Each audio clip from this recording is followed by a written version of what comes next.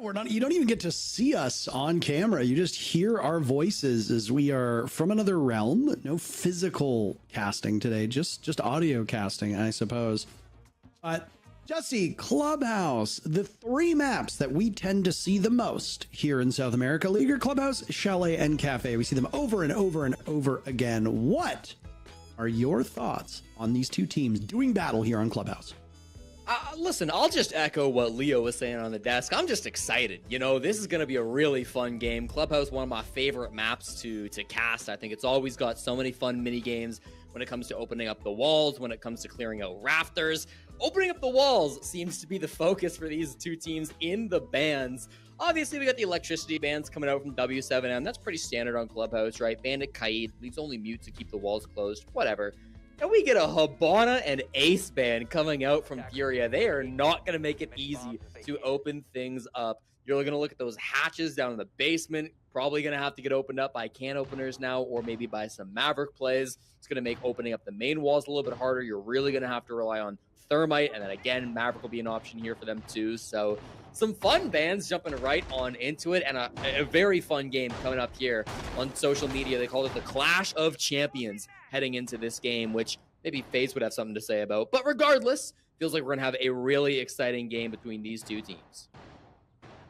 I completely agree with everything you said, which is, you know, very rare, honestly. It's not every day that I say, great job, Jesse, but thanks. Today we will. Our first Clubhouse of the day, a nice break from the cafes that we've had. 2 cafes, 1 chalet so far. And again, these 3 maps getting played quite regularly. They will play out very differently. Clubhouse is a big map. If a team roams, it's going to take you about 1.5 minutes, 2 minutes to track down these players and full clear the entire map. If they don't roam, you're still probably going to take about 90 seconds, 1.5 minutes to clear everything out, but you can do the mental math that they're all inside the bomb site. The one site where teams tend to roam the least is that bottom floor bomb site. If you see an extension upstairs here, this is... Dot's having a bit of difficulty. just a little bit, but he finally gets it. Finally opening up the wall and poking some holes now, as well as the rest of the team can start their advance. It looked like it was JV92 who was sitting on top red. He'll be the first point of contact for W7M. I didn't catch it. There's a Miro window in this con single wall. I'm a little curious with the Zoto canister if they managed to trick an exothermic charge on it. We didn't catch it on the cam, but Paulo is out of thermite charges, and with a Zoto and a Mira there, it's certainly possible. I remember at SI, actually, FURIA were trying to do that exact thing. I don't think they had the Tubarão involved with it, but they were doing their best to try to trick the con single wall with a Mira. I don't think they were ever successful, but now they might have just been up against W7M, which is going to make this hard breach even more difficult for them. Usually an ace is used to try to help clear out on the cash extension.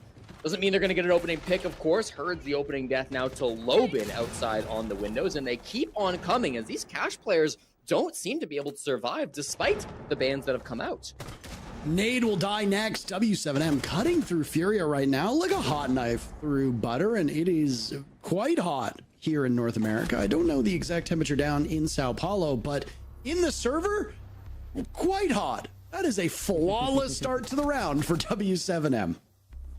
Yeah, brilliantly played. I thought that the util game was going to be too strong by FURIA, but in the end, the kills still went the way of W7M. It is an FPS game when you get down to it. So nice job being able to hold the cutoff angles, right? Oftentimes when you're struggling to clear that cache side, when it's taking too long, you can't really play those site windows because somebody's going to peek out from cache or from CC, I should say, and get you the vertical angle there. But they had the wall opened up thanks to the Maverick, and they were still able to collect a few kills on players that were in towards construction, in towards cash. They were really able to work those angles that they had outside the building. So nice stuff from W7M. I was geeking out over the thermite trick, but end of the day, that doesn't really win you rounds, does it? If everybody ends up going down on your team, that's going to end up being what matters. So nice little push by W7M. Starts them off strong, 1-0. Really, just in general, a great execute right there that FURIA was not prepared for in the slightest. And all of this happened after W7M found themselves committing some, maybe not errors, but at least found themselves in an unfavorable spot. First and foremost, taking a little bit longer with that Maverick to open up the CCTV wall. Additionally, whether there was an exothermic charge tricked or not, there was not enough hard breach utility for W7M to find a clear way into the site, and yet still they were able to bail themselves out of the bad position. Just is the hallmark of a great team. And hey, W7M might have a different roster, but the organization just keeps winning, and this team looks mighty good. Right now, first bit of action on this bottom floor defense from FURIA is W7M taking up space with their double shields on this main floor. Now, Loban will get in on the fun as Dots had aggressed over towards the kitchen door. It looks like FURIA, for the most part, has fallen off, so now it's time to get to work on opening up all the hatches. Yeah, not really a roam game from FURIA, so it'll be a slow round from W7M as they take all this control up above. Obviously, this is the organization that FURIA used to be a part of a couple years back, now a year and a half. FURIA swooped in and signed every single player and coach off W7M. The one person they didn't sign was the manager, who is Judenhoff, who then rebuilt this new W7M team. Herds had a bit of an interaction on Twitter between him and Judenhoff, where specifically Judenhoff had tweeted towards Herds, quote, "Hello Herds, I miss you guys so much. These new guys on my team are so annoying. I hope one day I can have a team as good as it was when you were on it." Now, I would never accuse Herds of faking a text message for social media clout, but I think it highlights that there is a strong rivalry between these two teams, and there is probably no other team in the league that FURIA would rather get a win over than W7M. It's a Nitro Cell already in the hands of KZ with well over a minute to go. And I mean, if you're dealing with double shields, you want to bring some explosives to try and stop them. Skiba barriers just keep getting dropped in now by Herds. They're assembled on this main floor. They droned out the entire map very quickly. Well ahead of schedule, I would say, but you can also just count the number of players on site. FURIA going with a very standard turtle defense down below. They've got the drop covered over towards the B-bomb. They've got a close eye on Oil Pit and Blue. They've got players inside of Church. Well, they did. Volps eliminates Herds right as the Kiba barrier explodes, and now FURIA find themselves down a player. But Jesse, they still have the clash up over towards Blue, so there's still some help to be had. KZ on the board. He was the one playing in Dirt Tunnel with the Nitro Cell. The MPX does the job, and down goes Volps. They weren't expecting Palu to be playing over by Blue, and he outduels the Blackbeard. FURIA swatting away at W7M. Helpless after getting that very first pick. FURIA dominate the scoreboard and win round number 2. Yeah, big play by Philippox inside of Blue. They didn't realize that he was there. The Blackbeard walks down the secret stairs and doesn't realize to his left is the biggest threat that they needed to be worried about. You're absolutely right about that clash. Not something that they really had good answers to on the side of W7M. So when it comes down to it, they really don't have a good way of getting him off the board. Feeds a bit more information to the rest of the team, as it was just kind of Nade chilling out inside of Church, feeding that info to the squad. JV and KZ were deep inside of Armory, I should say, managing to lock down the long angles down the hallway. And then, yeah, for me, it was really Philippox, the main player deep inside of Blue, that caused that chaos, killing the Blackbeard of Loban to really give them the big advantage. So 1-1 as we head into our third round. Feels about right for these two teams. The way with Clubhouse goes, I mean, we have seen unpredictable maps so far today, but I do think it is reasonable to count on a 4-2 half from the defenders. So that means that W7M will need to do things a little bit right in order to gain an upper hand. Winning the very first round on attack of Clubhouse is a great thing to have happen to you. It sets a pace and it gets you half the way there. If you expect that the most common score line will be 4-2 and the 2 is the side that W7M is on, then they've got so much time to find at minimum one more round. If this first half goes 3-3, I think W7M is very well situated when things change. Don't want to get ahead of ourselves though. These operator bans by FURIA focused on hard breach, as you talked about, but it does open the door for shields to be brought galore, and that's what W7M will do. Volps, Dots, and Loban all playing shield operators. That will not be fun for FURIA. We've got a lot of data for W7M on Club. They played it a ton back at Reload, played it earlier this stage against Los as well. They didn't really run Shields. Part of that's because Shields got banned quite often against them, but this wasn't really a bomb site where they ran very many Shields, so to see 3 of them is a bit of a new look. Certainly they're a good shield team. Dots in particular, I feel like has been one of the best shield players in Brazil for a while now, including back when they were even playing as Los before shields were kind of cool in the meta.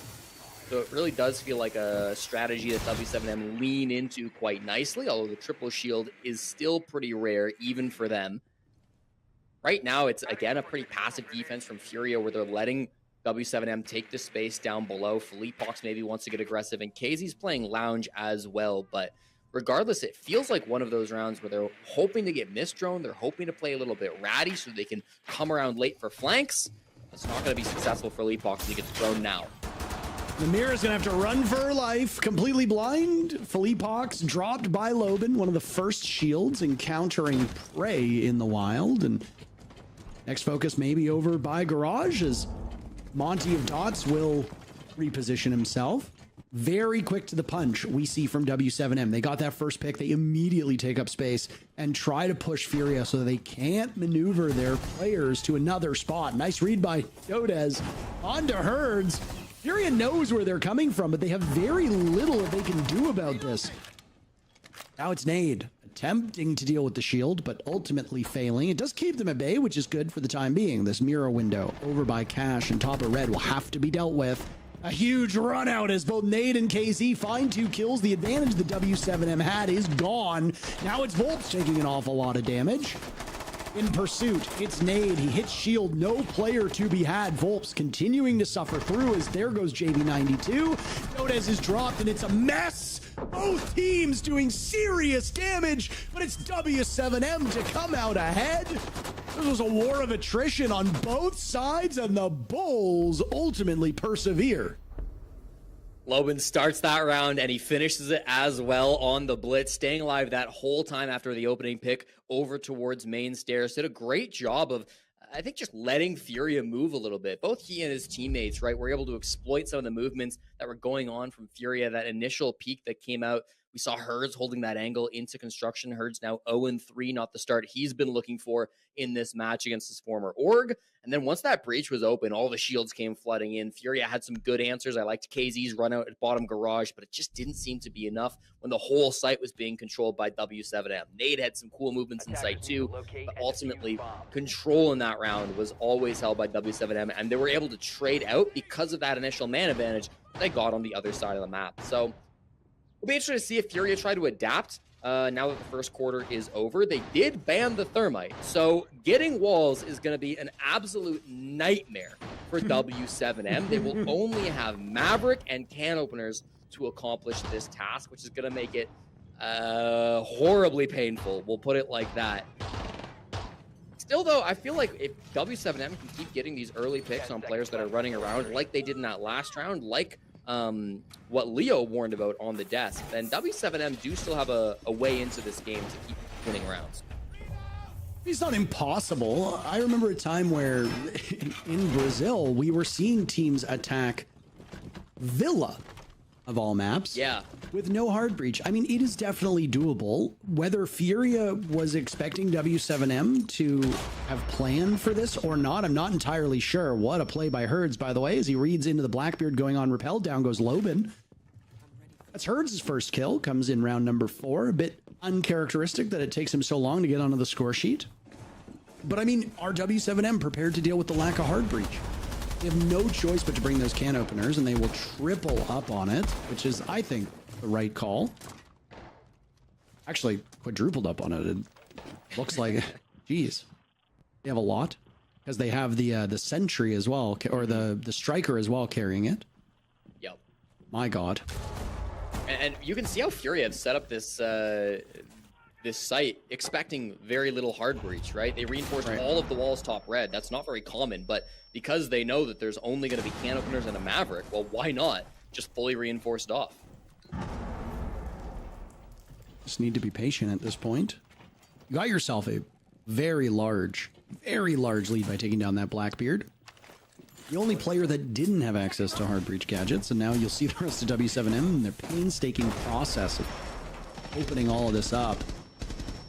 Don't really know what Herds was assessing there. I think he just realized, hey, I'm partially trapped. I'll rely on the Clash to help, but I can't really go anywhere else. And, well, it was a decision that Herds made. I don't think it's necessarily the wrong one, but it does him no favors. Just a little bit over a minute to go in both teams at 4 players. I mean, Hertz was dead to rights anyways. All his escape routes were being held. He knew that. He got his one at the start of the round too with that run out on the Loban, so he should be fine with that. Ultimately, I like w7m's position. You know, they've got the full cash side of the map now. They can take the last 60 seconds to go for and execute. This Clash might be a bit of a problem. I don't know if they have great answers to it, but with the Capitao and the Grim, they should be able to find some way around it. Toxic Phase will stall things out for a little bit, but this push is sure to come on in. Dots can jump straight on into Jim. I don't see anybody down below. I say that. KZ is down there, but he's already used his Nitro, so I'm not sure what he's planning to do. It's really going to be on FURIA to find some answer to this plant. Dots is in, taking damage from the barbed wire and potentially on a collision course with this Clash, but Nade is figured out very quickly from the window play. w7m dotting their I's, crossing their T's. Now trapped inside of the bathroom is Felipox. He has to fight his way out. Down goes Paulu at his hands. The Monty will come up in replacement. Felipox has to work double duty, and he wins the fight against Dots. Down goes JV92 again. Both of these teams pummeling each other. And for yet another round, it comes down to the final seconds of gunplay, this time favoring FURIA. Clean work with the SMG-11. You know, sometimes in Brazil, they just call him Pox for how he's so good with those supportive roles sometimes. I mean, he's been really strong for FURIA this stage.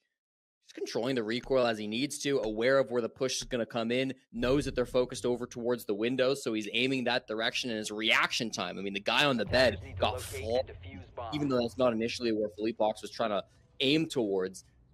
The Clash may have gone down early in that round, and Nade died without being able to stall too much, but he got a lot of good intel. He was able to relay to his team which windows specifically were being held, where he got shot from, how deep the Monty had gone in for that plant as well. So really good stuff. You can tell the communication is flowing from FURIA, even when the rounds get a little bit messy. I will agree with you yet again. Thanks. I imagine that when you waste time and you get down to the final couple seconds, maybe waste is a harsh word here, but when the clock gets down to that point and there's still so many players alive, team comms get very hectic. And I mean, we've done listen-ins before, and a lot of orgs actually have started sharing clips with big moments in team fights, which I think is very beneficial for the average viewer. You have to, unfortunately, go onto Twitter to see those sorts of things, but they're definitely out there, and they're really insightful. And when we see it, it's chaos. Trying to pick up the signal amidst the noise is a huge challenge. Now, I don't know exactly what's going to go on here, but Nade kills Wolves almost immediately. w7m look like they're just going to tear ass down the stairs, and they are getting pummeled before pummeling back. Dots with the only kill at this point for w7m. They're down 2 players. Their Zofia and their Monty. Having the Monty go in solo through dirt is not always a bad idea, but a blitz is not a perfect substitute for a Monte. Now it's Dots on the stairs. Paulu trying to circle on over. Dodez eliminating KZ, and, well, Birds is going to get pushed back into a very tough position as he's about to get pinched. Nice play onto Dots. He drops his shield at the wrong time, Jesse, and now it's all up to Paulu and Dodez to try to hang on for 2 minutes.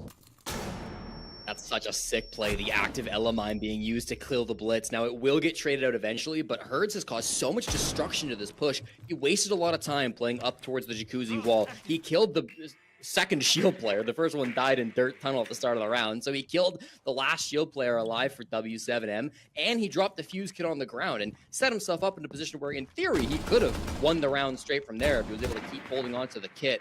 That's a really high-level play. You're starting to see teams, I would say over the last 6 months or so, really start to bring that aggressive Ela more and more. The rise of the shield operators that can be used to deny plants in the late round too. Bringing Ela is becoming more and more common at these pro levels. And then when you see an Ela being brought, there's almost always 1, 2, or in Herd's case, all 3 Grismots left in pocket for when you get rushed down by a shield. Really cool play by Herds there to get the pick. Will it matter, though, because we're still in a 2v2? I think it'll be fine. We've got Nades and JV, two of the most dependable anchor players in the entire world down in the site, and Nade still has two Toxic Babes, so I like their chances, but if Paulo and Dodez can team up, they could find a gap. Very, very quiet right now, and the silence will be shattered by the EE1D used by Palu. Both players now from FURIA harassed by the logic bomb, and they walk in. Palu amidst the flames, but he's batted away. Nade and Dodez in a 1v1. 20 seconds. They have the read on Nade and his position. He'll lose some of the coverage over by the wall. Does Dodez go for the revive? I think he realizes it's all he can do at this point. Get the lion up, try to isolate this smoke, as Nade now has ample opportunity to reposition, taking what little was left of Palu, and with the shotgun out, will not, no, he does get it, and FURIA win the round on a trade, Jesse. Nade's got to be feeling good about that. You know, there's been some talk about how Siege X tends to have more one-for-one trades than what we've seen previously in Rainbow Six. I don't know if the stats actually back that up or if people are just feeling that way, but regardless, I also feel like we've seen a lot of it in competitive over the last couple of weeks, and that one massively favoring FURIA. Obviously, if there's a 1v1 at the end of the round, the winning team goes to the defense, assuming the defuse kit hasn't been planted. So great late round play by Nate. It was not an easy clutch. Obviously, he had to come up for the 1v2 after the player got picked back up. So really not an easy situation to be in. But again, one of the most dependable anchors in the entire world. Debatably the best hard support to play this game in the modern era. You know, people will bring up Brede, and I think rightfully so, but Nade for me has always been one of those guys that you can always depend on. He's had some big clutches in this league so far. 14% clutch rate is pretty good compared to the field, so really nice stuff coming out in the late round. After his team did a great job on the roam game as well, dismantling that very aggressive and strange push that w7m brought to round 5. This is the final round. We said dub for the first half. W7M. 3 rounds is what they should be aiming for, just based on the way that this map tends to play. FURIA is almost close to the result that they want as well, so this will be a very pivotal round for both teams. If W7M persevere here, I like their chances in the second half. Both teams still with their timeouts. Operator bans obviously will influence this, but keep in mind, if W7M is able to win this 6th and final round of the first half without a single hard breacher, except for obviously Maverick, I'd say that's a team that is able to adapt. And we talked about adaptations earlier today. Both of these teams are more than comfortable at being able to change things up on the fly. Definitely slows things down. I mean, even if you're a good Maverick player, you're going to take a while to open those walls, right? So that's part of the reason why FURIA wanted to ban the other 3 hard breachers in the game. Thoughts on this, Monty? His goal is going to be a walk up rafters, and stopping him will be objective #1 for JV. He doesn't really have too many teammates around him. Herds and KZ are both kind of playing on that bottom floor to swing in through bottom garage, but they're going to struggle to find an easy angle onto him. They don't have a Frost at the top of the stairs. They don't have a Legion. They don't have any of the traditional Monty counters for walking up these Raptor stairs. So this is going to be a tough task for JV92. If he can at least stall some time, though, he's feeling good. Oh, no way. Not again with the Ella. I can't believe this might happen. It'll give the Azami of JV92 an excellent shot, but no, the Monty wins the duel. They doubled up. Almost another to come out. 4 dots. KZ eliminating Lobin. Birds is still in this position. I don't know if they're aware of him and his parlor tricks. Controlling the recoil on that Scorpion is about as foolish as trying to breathe air underwater without the help of an oxygen tank, of course. JV92 having a slow game at this point in time. Bottom frag on FURIA and playing on roles where you expect somebody to be able to get kills. Herds in that position finds Dodez. Herds was also on the bottom of W7M at some point. They've just simply traded places. No, I'm not talking about the hit show on PLC, Jesse. I know you're a big fan of that show. Palu eliminating KZ as he emerges from over towards Secret. All while this is happening, in the midst of the bomb site, Dots had the diffuser. He's dropped it. Leapox guns him down, and Volps is now on the board as they trade out. Up red stairs, Palu will ascend. Nade greets him quite handily, and now it's Volps with the sidearm out to take care of both the Ella and the Clash. Spotted inside a sight and a miss on that. Bulletproof camera will buy time. Surely it's Nade the one to deal with him, right? A vault in from Herds. Volps greets it, and now with very limited time, Volps knows this round is overcooked, I think you could say. As FURIA will have Nade ascend the position, and he falls off the defuse, so w7m doesn't give them the final kill. 4-2 the scoreline for the defenders of FURIA. First round was won by w7m. We thought maybe there was something to come of that, but no, it was still a defender-sided clubhouse, as we expect. And the first half goes to FURIA. They'll swap sides, and the operator bans begin. All right, I know the play didn't work, but I still really just want to glaze that that Ella play from down inside of Oil Pit. Just as I was saying, they don't have a Legion, they don't have a Frost. What are they going to do about this Monty? Playing inside of Oil Pit with the Ella, so you can toss the Gersmont mines up to the Monty, pushing up rafters. And you're doing this because you know they're going to have a Monty, because you banned out every hard breacher. You left all the shields up, so of course they have to bring a shield to try to help with their push to try to walk up that the rafter stairs. That was such a cool play by Herds, and then he follows it up by killing the player that was sent to hunt him down. Work with Nade in the 2v2. But I watch them play, and they just exude aura, right? I mean, they have main character energy start to finish, and Herds consistently is putting that up for this team. Really cool strat. Good clutch from Nade as well. They're playing the time super perfectly, but man, that's something I've never seen before, and I think we're going to start seeing more teams copying that. It's only a matter of time until we started to see more creativity from teams on similar maps. I mean,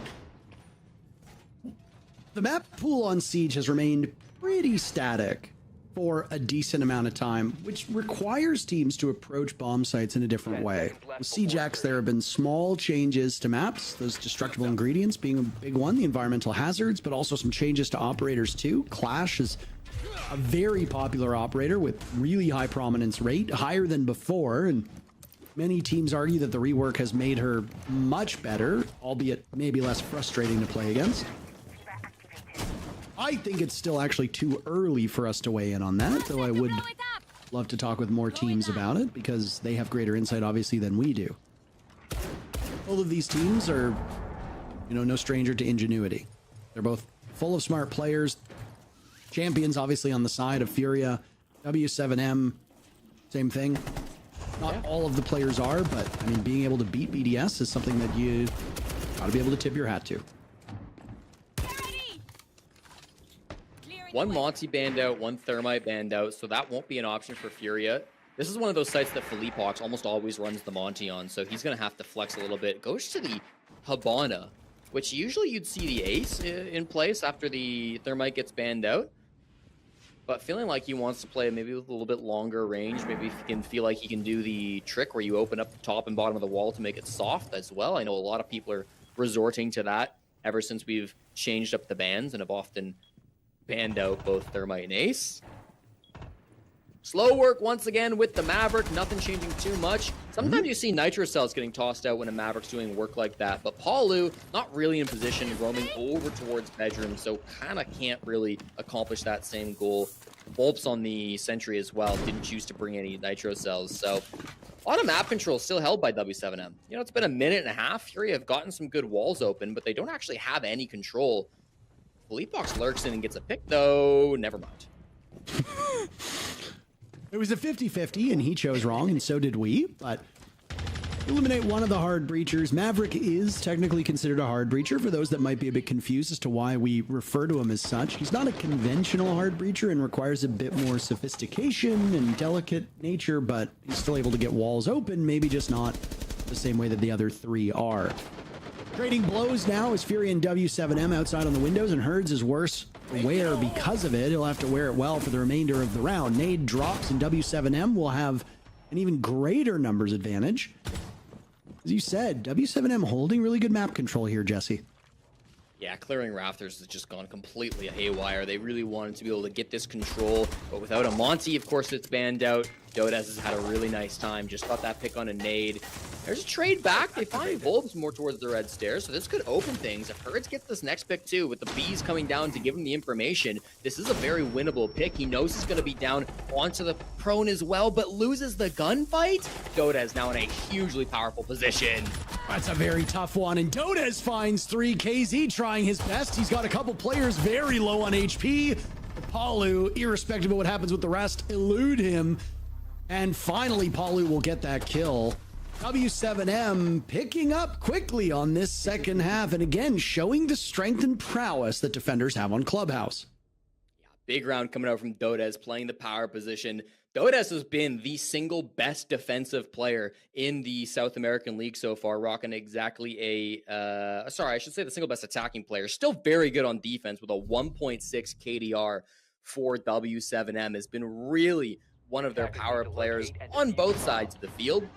He's still a bit of a newer player, don't forget. It's only his 4th stage of Tier 1 that he's played so far, but still, to be one of the best players in the league, I think you've really got to shout out a guy like Dodez, who wasn't really considered by other teams before getting picked up by W7M on this team.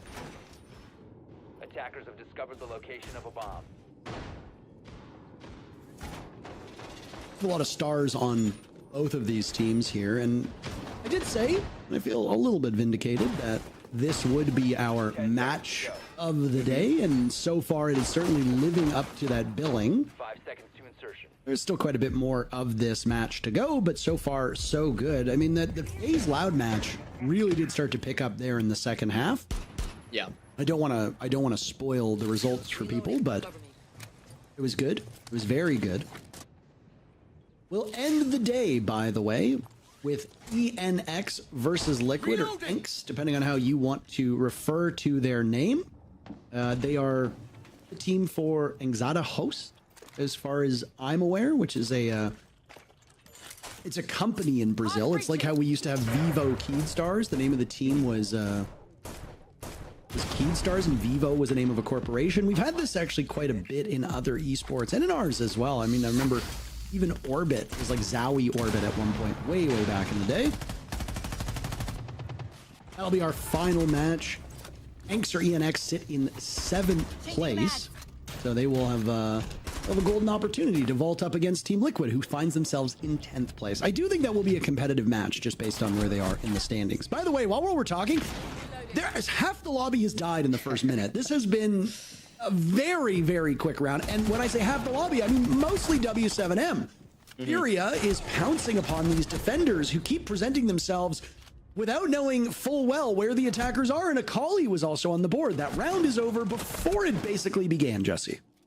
Yeah, I mean, our attention was, of course, over towards Rafters and towards Garage, which is where a lot of that fighting did end up going down. But at the same time, and there were site players as well that were trying to rotate in towards Cash to maybe help out some of their teammates. That's how Loban died, trying to make the move from site over to Cash to help his teammates, was the opening death to Nade, who found a good angle onto him. And then Paulu was kind of left alone in the site, got one for his troubles, but then traded out by Felipox. So that left the site completely exposed for FURIA to take, and Nade was able to pinch in alongside Felipox. They had really a two-way push coming on towards Cash, and then every other player on FURIA just descended onto those last couple players in W7M. Could have gone for a plant, but Nade was kind of on the wrong side of the map, so instead they just said, screw it.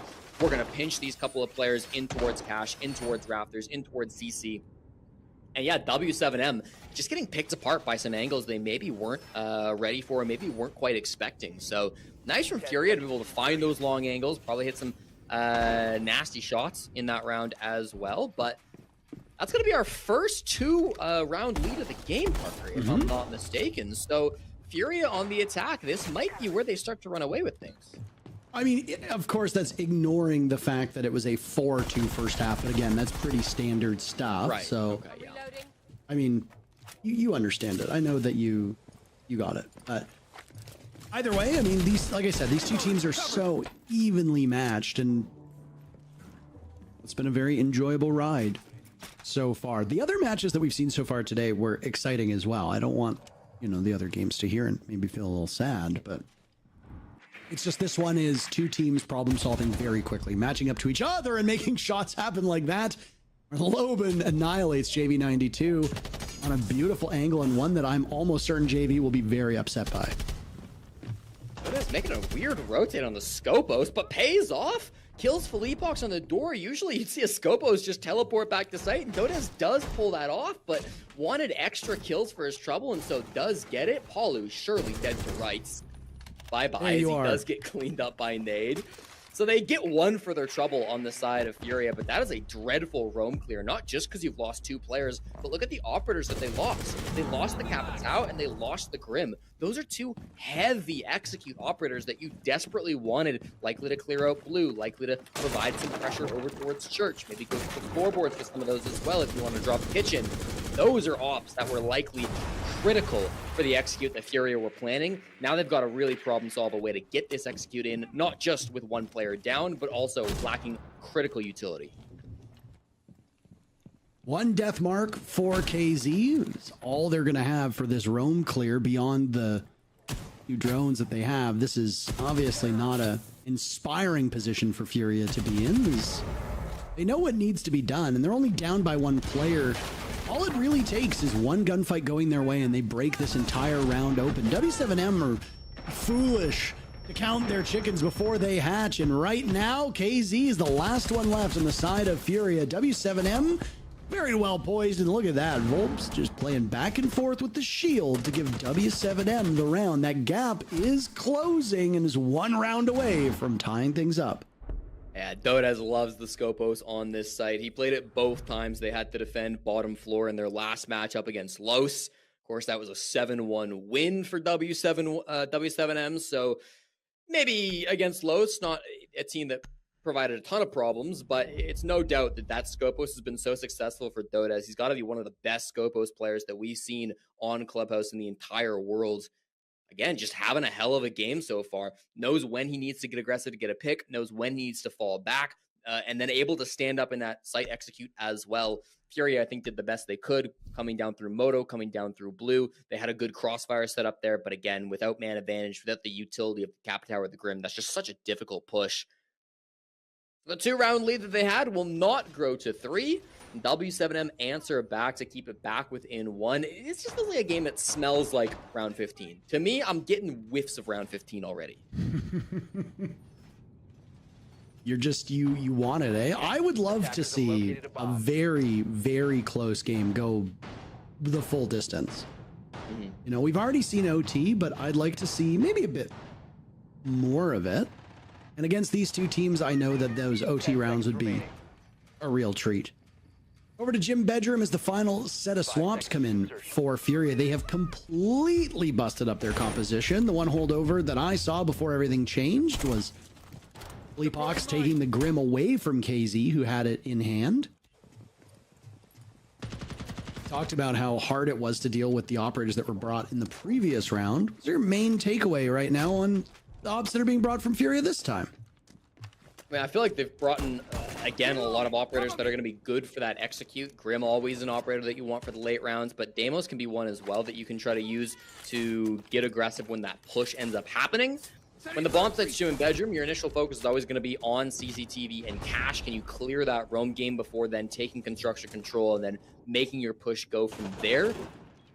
Surprised we're not seeing any ace brought as one of the best operators for clearing out the cash control, as you're often given Raptors for free and can make a play that way. But with just where Furia are positioned at the moment, it looks like they might not even be so concerned about that. They just want to get Jacuzzi, get the Logi hatch, push that way. We've seen that work as well. As I say it, they do rotate some bodies over towards cash as well. So they've got options, I guess is the name of the game here. They could still go either direction with this push. Losing Herds does not feel great, though. No, and Herds is having a very poor game so far. We've touched on a number of players who are just not really performing up to snuff today on their roles. And Herds, when you look at this lineup, might not be main entry for Furia, but he should certainly be among the first to get in. He's going to be on the flank watch duty that you see comes from a Nomad being on the board.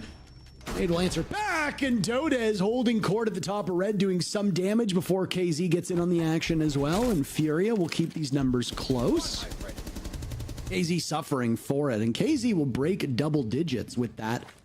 The only other player in the lobby that's done so is Dodez, who's quickly and quietly amassed 15 kills total, and again is done so on a roll where you expect killing to happen, so he is far and away succeeding. Same can't be said for JV or Herds, and Furia well, if both of them were pulling more of their weight, this match might actually be over. 3v3 now. They've got control over CC and Cash. They've got a lot of players out here on the window. JV Philippe Box as well. It's going to be KZ probably solo going in towards construction to push that angle. Leaves a lot of safety on the side of W7M. They're not pushing in through Jacuzzi. It's closed still. There's nobody main. There's nobody Logi. Could provide some opportunities, but if they jump in and kill Lobin, hey, that might just be the entry. They are just pummeling back and forth and back and forth. JV92 now in a 1v2. W7M feel this tie coming. KZ retrievable. Lots of damage being done to the Clash. Here's one through the soft wall, but there's just too many to look at. Left, right. Where do you choose? And W7M read into it well and collapse on him at the right moment. Jesse, it's my favorite round. Round 11 with both teams on 5. That means no matter what, the winner goes on to match point. Yeah, I thought W7M, despite the early death onto the Azami in the 3v3, I really liked the Clash play coming out from Dots. Not an operator he's played too frequently. I believe that's his first time playing the operator on that site. Usually a big Fenrir guy on that bomb site, but still be able to come out with the Clash, provide that information. In the 2v1, didn't overswing it. Didn't feel like he needed to play with the shield. He realized 2v1, he should have his gun up, and that was the right decision to make. They were able to draw that attention back and forth, and he really did a good job of playing with JV92 in that 2v1. So I thought W7M played the late round really nicely. Again, they did a good job keeping a lot of options closed. Nobody was able to push up main. Nobody was able to go Jacuzzi because it was still closed. Nobody ended up going over towards logistics, which allowed W7M to really focus on the 1 or 2 angles where the push was coming from. And I think that really kind of gave them the advantage they needed to close out even early in the 3v3. So good stuff from W7M. Again, it feels like both teams are playing a really strong game plan at the moment. And with only 2 rounds remaining, I mean, again, overtime looming, but opportunity still for a 7-5.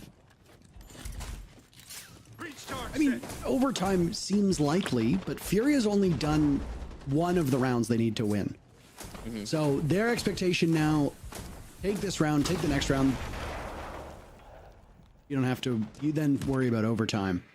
I think it is very unlikely from what we've seen up to this point, Jesse, that FURIA are able to take 2 in a row. FURIA seems to be cutting through these defenses quite well, though, and they've got plenty of intel. They haven't lost a lot of drones for it, and there's very little on the side of W7M that will deal with those drones. No Mute, no Mozzie. Don't have to worry about the Surya gates either, so if you're FURIA, those drones could be stashed in great places, and honestly, it's one of the things that separates FURIA from a lot of other teams is how impeccably good their droning is and how well they're able to work on the intel they get. As I say that, they just lost 2 drones, so, you know, it happens. Awkward holes on the main wall at the moment. They really need this garage control, which Dodez is doing a good job holding down. Capital Bolt's coming out, and the bees as well, but he's positioned himself in a different spot. Does get killed by nade. That's a huge pick. The Clash retakes the position, though, and sure, you're able to clear out the Azami, but with a shield up on rafters, it becomes so much more difficult to get this player out. And shield on shield is Blackbeard is tased away, very vulnerable in a goofy walk. Nice play by Volps to pick up 2 in that position, and back to a 3v3 we go. Volps is taking quite a bit of damage. W7M cleaning up. Back to a 2v2. My God, these teams trading so well, Jesse. Yeah, and I mean, no time to stop, right? They've still got 1 more set of bees. They'll toss it out. Can get to a plant spot as long as they cross by a red, which seems tough, but with the shield in front of them, should be able to get past Palu. I got the diffuser down. Blackbeard is there, but a missed opportunity, and Palu gets them both. There's a reason why he's called Palucifer, and he sends 2 players on FURIA to hell. W7M, match point. That was disgusting. Those are some of the nicest shots we've seen all day, Parker. I mean, there's a reason they call him Palucifer. There's a reason he is the highest rated player in the South American League right now.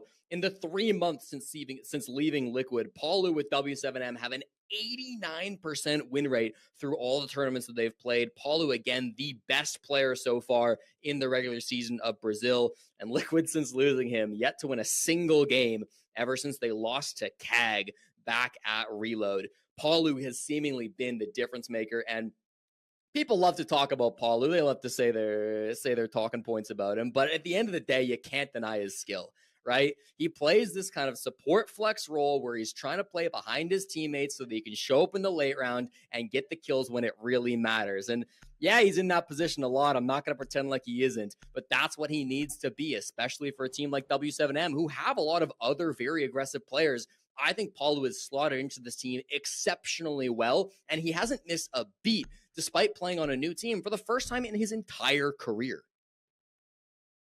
Yeah, I mean, he was with Liquid for what, 4 years, almost 5 years, something along those lines. Quite a tremendous. Longer, I think. It might have even been longer. I mean, things do tend to, especially around the time that we Attackers have discovered the location of a bomb. had the lockdowns, things did tend to go by very quickly, and I have completely lost track of time when it comes to that kind of stuff. But yeah, Paulu has just been on that team forever, and I mean, for a long time, it certainly seemed like he would never leave that Liquid squad, but for reasons that I don't know have ever really been talked about, and reasons that frankly I don't really know, 10 seconds to go.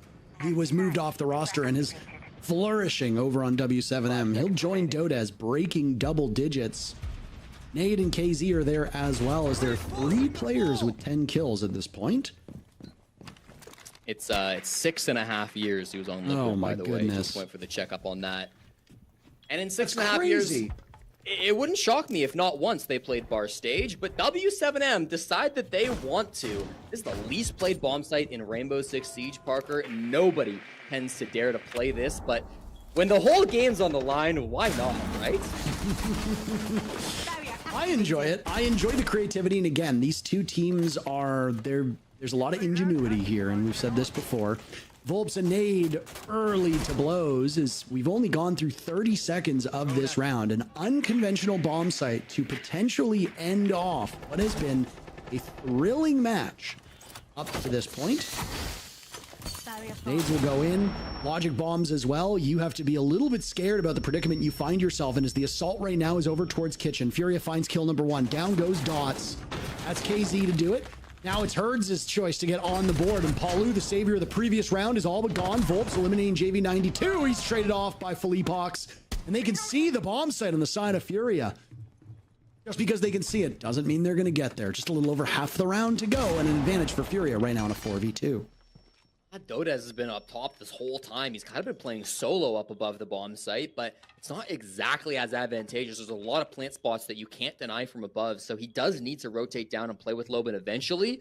FURIA have ground this round straight to a halt. They have been really trying to slow down, use their drones, use their last logic bomb to find these players. Nade still with all 4 sends walls as well. You've got to be curious what they're cooking up with that.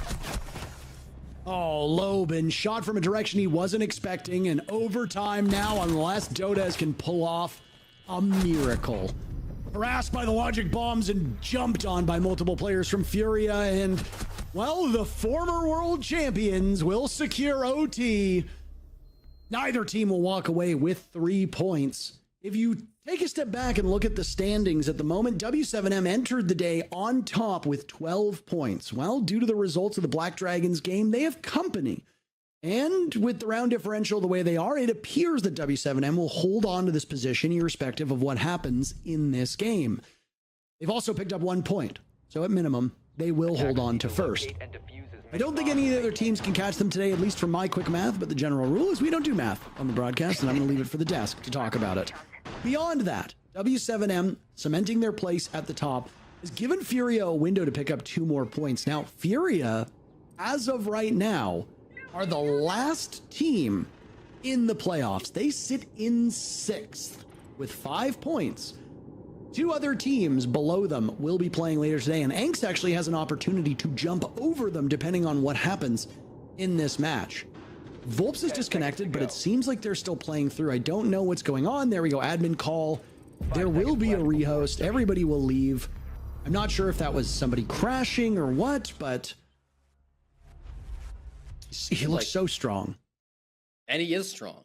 I mean, he's he's been carrying teams in tier 2 for a very long time. Now, obviously on W7M as well. I mean, You mentioned it, Parker. W7M in a great spot for the standings, but when you get down to it, I mean, top 2 matters quite a bit. If you can lock down top 2 in the standings instead of just top 4, you guarantee yourself a spot in the second round of the playoffs. What that generally translates to is if you get top 2 in the regular season, you guarantee top 4 overall for the stage, which really can matter for a lot of these teams that are going for these international events, that are going for those SI points that are so important here in stage 1.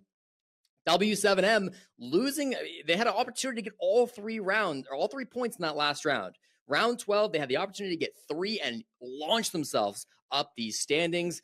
They choose to go bar stage, and people are going to be questioning that. I don't mind it in theory, right? Oftentimes when you go for one of those weird bomb sites, you're kind of hoping that the enemy team is just like not really ready for it, not really prepared for it. And I think a lot of teams wouldn't be prepared for it. Even tier 1 level teams, some of the best teams in the world, don't have a very wide strat book, if a lot of strats at all, on a bomb site like bar and stage, because they basically never actually have to play it. But FURIA aren't most teams. You know, this is a squad that have been together as a 5-man stack for multiple years now. They've been playing at the highest level, and I mean the highest of the highest levels, for multiple years. And so if anybody is going to have strats ready to clear out on a bar stage attack, it's probably going to be FURIA. W7M get a little bit burned with that last decision, and now they have to go to overtime. They forfeit at least 1 round, potentially 2, to their rivals in FURIA. So I don't know about that last decision to go bar stage on their side. Will it matter? Maybe not. They're sitting decently comfortable in the top 2 at the moment. But if we get down to the end of the stage and W7M end up in, say, 3rd or 4th because they are 1 or 2 points shy, well, this might be one of those rounds where you go back and you have to wonder. Yeah, I mean, there's a number of rounds that have been like this with how close this has been. On your screen are the standings as of this exact moment. A name that is very familiar for viewers that is yet to play today sits at the bottom of the standings. That's Team Liquid. These are the play days for today, and the results that we've seen, I would say it's the match of the day. I do agree with that. For those that are looking at this graphic and are wondering what happened, I'm going to spoil these match results for you. We started off the day with Nip and Los, as you see in game number 1. And that was a very, very close matchup in what we didn't really expect would be quite so close. Nip prevailed 8-7 over Los, but Los did show huge improvement over previous results. And they're a team that is inarguably improving. Black Dragons went up against 9Z next, and well, BD's time at the top is no fluke. They are doing exceptionally well, and they prevailed 7-3. Next up was the game that I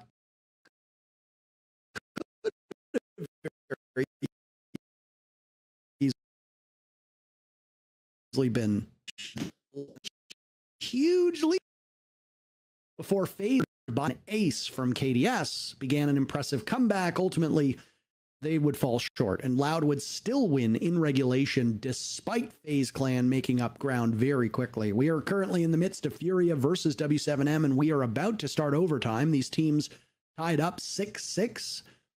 FURIA was in the lead for the first half. They side-swapped, and both teams went 4 on defense, 2 on attack, which again is very common for Clubhouse.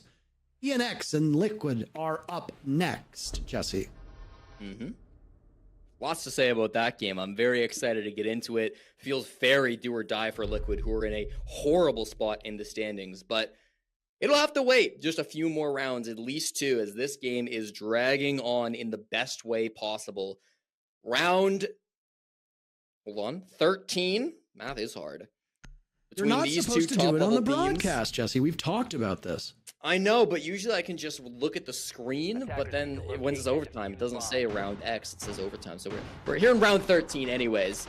FURIA will get the defensive side to go back-to-back on. Probably a bit of an advantage, of course, with how the game has gone so far to be on that defensive side. But when it gets down to overtime, I really feel like it does even out quite a bit. Oftentimes you'll see OT go the opposite direction as to how the regulation went, especially when it goes defense and regulation. It can often go attacking sides in overtime because, well, the defense have already shown their strategies. The attackers have already kind of gotten an idea of what the defenders might do on every single bomb site. So often the attackers can have a bit of an easier time adapting if they have to go to sites that they weren't so successful on in the regulation. But That's all theory. End of the day, theory is not going to matter for these two teams. What matters is what they can put into practice. And for this round 13, it's going to be, well, more or less a full anchor setup with everybody playing in the basement. It looks like KZ may be the sole exception to that stat. They're all anchoring. Okay, except for one. Yeah. Yeah. What, am I wrong? No. Actually, you're technically correct, which is the best kind of correct. And now KZ's anchoring too. So it wasn't even really a roam. You know, it was I'm going to shoot some drones and then leave type of roam. You know, it's not really a roam. Pretty typical stuff for roamers. Your goal as a roamer most of the time is just to kill the clock and waste utility. Clash is an excellent job. It does an excellent job of that and is a great example for it as well. You've got a shield that keeps you safe from most gadgets, and especially in Dirt Tunnel where there's very limited opportunities to kill somebody from the side or the back. Clash can find some pretty serious value. As an attacker, you're going to want to drone out Dirt Tunnel a couple times, because if there's not a Clash playing in there, it's not uncommon for anchor players to sit by the doorway to the escape tunnel. Something like a Maestro or an Echo, a Goyo, a Smoke can sit in there as well. It'll allow them to command both the hatch over top of the bomb chassis, but also Blue and the remainder of dummies and AKs and the rest of the site down below. Halfway point now, and still discovery phase for w7m.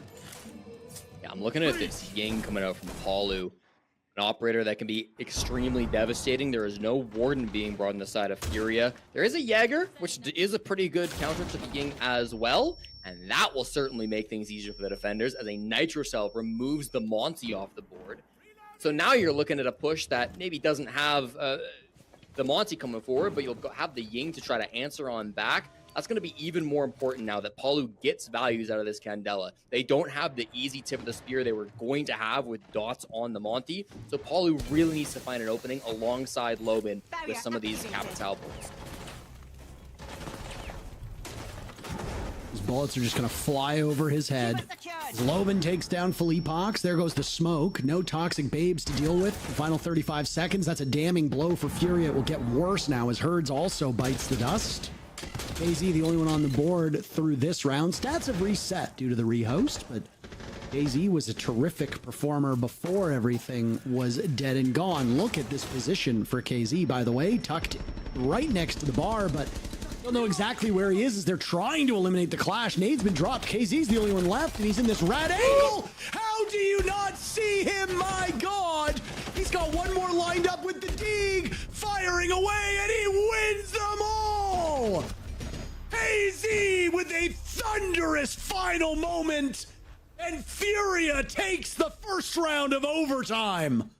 He's such a little rat for that play, but that's exactly what the team needed. Low on time, low on information. KZ sees the opportunity. He says, what if I just hide in the spot they will never expect? The buck ran right past him. The guy with the defuse kit came in through Moto and was so tunnel visioned on getting to the plant spot that he needed to be in that he didn't even notice KZ crouching right next to him. That has got to be so devastating. It was Dodez on the buck who sprinted right past, not checking his corner, close left. Wow, that is a play that they're going to kick themselves after round 12-2. w7m not recognizing the position that KZ was in. He'd gotten a kill that round too. He had gotten one way earlier. I guess it was the Nitro pick onto Dot, so they wouldn't have really known his positioning going into that. What a ratty spot. Exactly what the doctor ordered for Furia. So smart from KZ. He got into that spot so late, too. He was playing kind of in the hallway, kind of around Armory, and he didn't make that move kind of until the Candelas started flying from Palu and just happened to get lucky when every other person wasn't looking to get into that position. So smart. Attacker's objective is to locate a bomb and defuse it.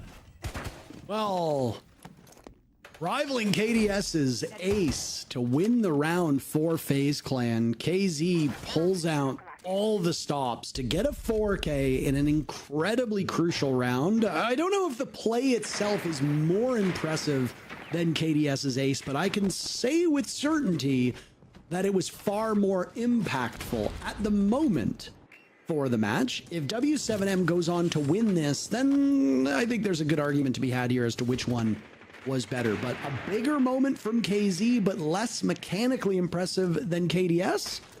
I don't envy the desk in production. We'll have to decide which of those two will be play of the day, and who knows? Could be that Enks and Liquid later have some fireworks of their own that could throw a real spanner in the works for that decision. Either way, what a steal of a round for FURIA from w7m. W7m looked like they were going to win that one, but how did they not drone him out? They knew he was there. They should have known he was there. I'm just baffled. They can't keep dwelling on the pass, Parker. This is going to be an early roam fight engagement. There was a clash inside of Cash. Bombsight's basement, don't forget that. So this is going to be a really awkward round. If they can try to get in, this is going to be really engaging with the roam clear.